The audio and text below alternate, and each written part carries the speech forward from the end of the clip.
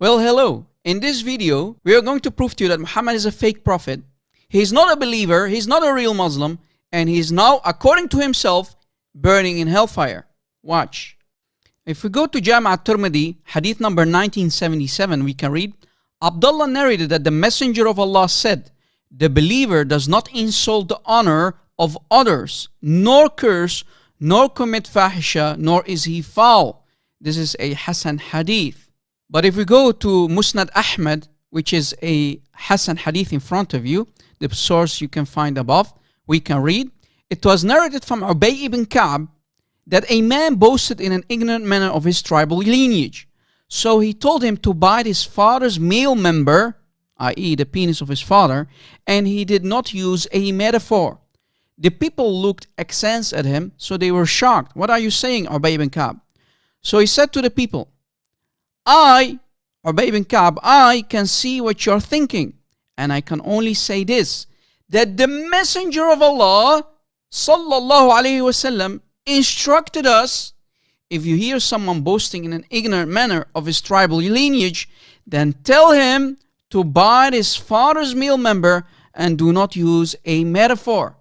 So Muhammad instructed the Sahaba to insult someone's father because he simply was boasting about the pre-Islamic era.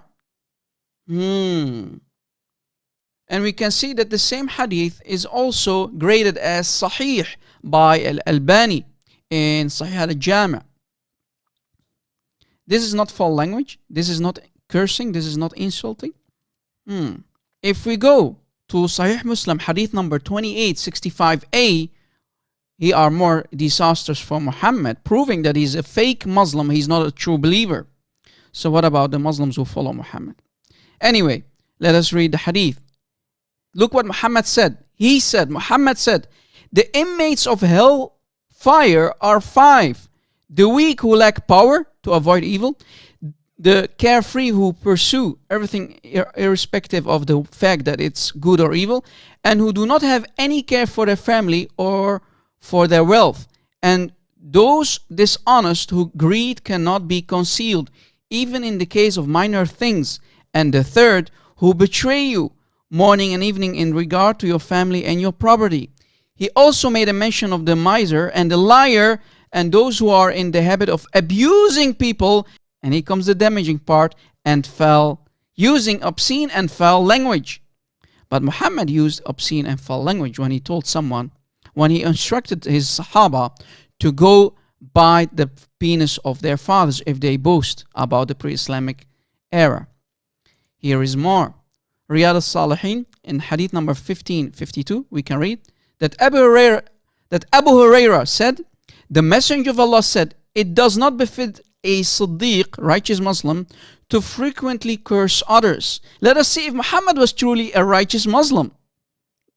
Did Muhammad himself curse people? Let us watch. Here is a hadith in Sahih Muslim, hadith number 2603. Sahih Muslim, hadith number 2603. We can read that Allah's Messenger saw that orphan girl and said, "Oh, it is you," meaning the orphan girl. "You have grown young. May you not advance in years." So Muhammad cursed her and basically wished that Allah would kill her or cause her to die at a young age. That slave girl returned to Sulaim weeping. So he made the poor orphan slave girl crying. And she went to her slave master Sulaim. Sulaim said, "Oh daughter, what is the matter with you?" She said, "Allah's apostle Muhammad had invoked curse upon me that I should not grow in age, and thus I would never grow in age." Or she said, "in my length of life." And the hadith is long, but you see that Muhammad actually did invoke a curse upon her, wishing her to die at a young age. And if we continue reading, here is more. Sahih Bukhari, hadith number 4559, narrated Salim's father that he heard Allah's Messenger sallallahu alaihi wasallam on raising his head from the bowing in the last rak'ah in the Fajr prayer, saying, "O Allah," this is Muhammad speaking, "O Allah, curse such and such person, and such and such person, and such and such person, and to the rest of the hadith.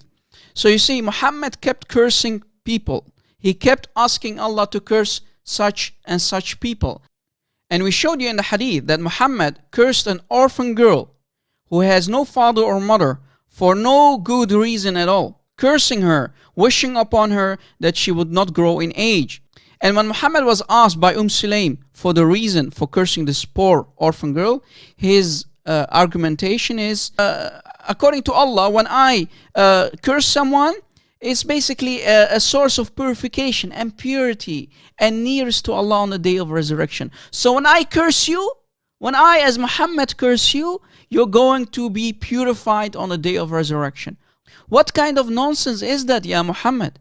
You curse people left and right, and your argumentation for it is, yeah, well, you know, when I curse you, Allah will purify you on the day of resurrection. So Muhammad, I think all the Muslims want to be cursed by you.